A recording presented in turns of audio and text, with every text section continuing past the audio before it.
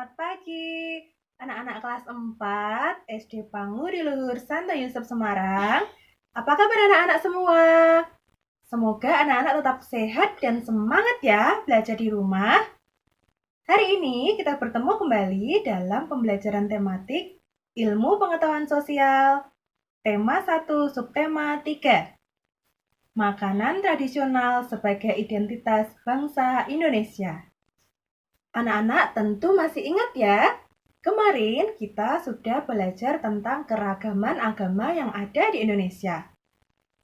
Hari ini, Bu Saras akan mengajak anak-anak berkeliling Nusantara untuk melihat berbagai macam makanan tradisional yang ada di Indonesia. Nah, kali ini Bu Saras sudah berada di kawah yang tepatnya berada di Jawa Barat. Nah, ada makanan tradisional yang bernama nasi timbel. Nah, nasi timbel ini nasi yang dibungkus dengan daun pisang. Dan yang unik beras yang digunakan adalah beras bagoto. Isinya nasi, ikan goreng, tempe, sambal terasi, dan lalapan. Dari Jawa Barat, Bu Saras bergeser ke DKI Jakarta. Nah, di DKI Jakarta ada monumen yang sangat terkenal, yaitu Monas, ya, atau Monumen Nasional. Di DKI Jakarta ada dodol khas Betawi. Bahan yang digunakan untuk membuat dodol adalah ketan, gula merah, gula pasir, dan santan. Nah, proses pembuatannya itu memerlukan waktu 8-12 jam. Wah, lama sekali ya untuk membuat makanan yang nikmat. Nah, lalu masih di DKI Jakarta ada makanan yang khas yaitu ketan uli. Bahan utamanya adalah beras ketan. Kemudian beras ketan itu adalah melambangkan kekeluargaan dan silaturahmi yang terjaga antar keluarga. Nah, dari DKI Jakarta, Bu Saras bergeser lagi ke Cirebon. Nah, ada nasi jomblang. Nasi jomblang itu diambil dari salah satu daerah yang berada di sebelah barat kota Cirebon. Kita bergeser lagi ke kota Gresik, anak-anak. Nah, di kota Gresik terdapat nasi krawu. Nasi krawu itu terbuat dari campuran nasi dan daging sapi dengan kadar minyak yang sangat tinggi. Nah, itu adalah nasi krawu khas kota Gresik. Nah, kita bergeser kembali ke kota pelajar, yaitu kota Yogyakarta. Ada nasi gudeg. Siapa anak-anak yang pernah menyicipi nasi gudeg? Nah, enak sekali ya. Nasi gudeg itu nasi yang disajikan dengan kelengkapan sayur nangka, sambal goreng kacang, dan ayam serta telur rebus. Dari Yogyakarta, Bu Saras terbang ke Bali.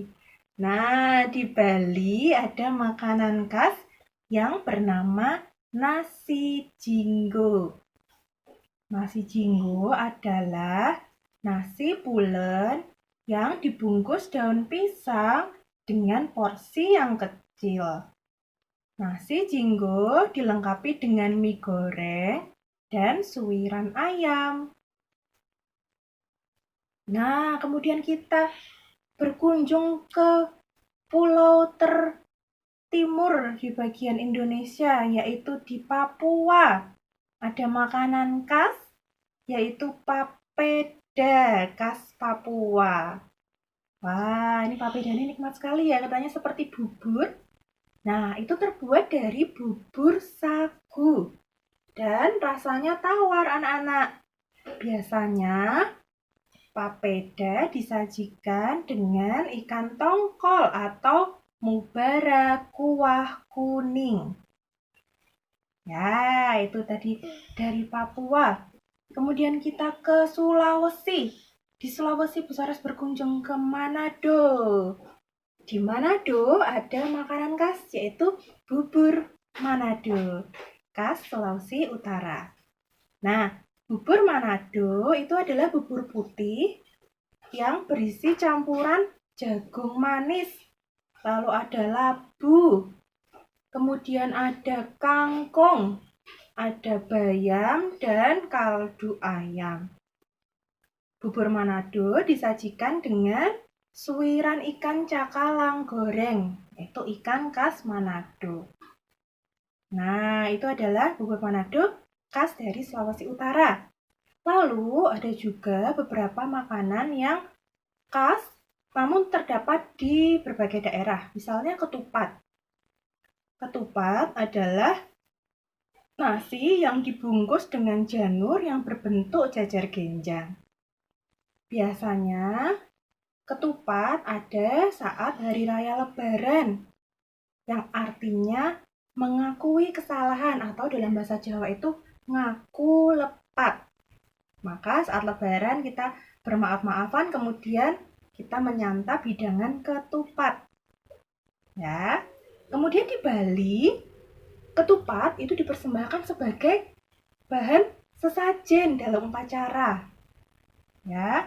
Kemudian kalau di Bantul di Yogyakarta ada tradisi yang bernama grebek ketupat yang dilaksanakan setelah Idul Fitri.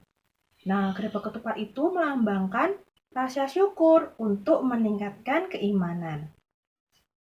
Kemudian ada juga tumpeng. Ya, anak-anak tentu pernah menikmati tumpeng ya. Tumpeng itu dikenal di Jawa Tengah, Jawa Timur, dan DIY juga ada di beberapa kota lain. Penyajiannya biasanya tumpeng itu berbentuk kerucut, kemudian dikelilingi oleh lauk pauknya. Nasi tumpeng ada yang berwarna kuning, yaitu melambangkan kekayaan dan moral yang luhur. Ada juga nasi tumpeng yang berwarna putih, yaitu melambangkan kesucian dan biasanya disajikan dalam upacara sakral. Nah, sekian anak-anak untuk pembelajaran kita hari ini mengenal berbagai macam makanan tradisional dari berbagai daerah. Anak-anak boleh membaca buku pena dan melihat wawasan yang lain supaya anak-anak lebih mengenal makanan yang ada di bangsa kita. Selamat belajar anak-anak. Tuhan memberkati.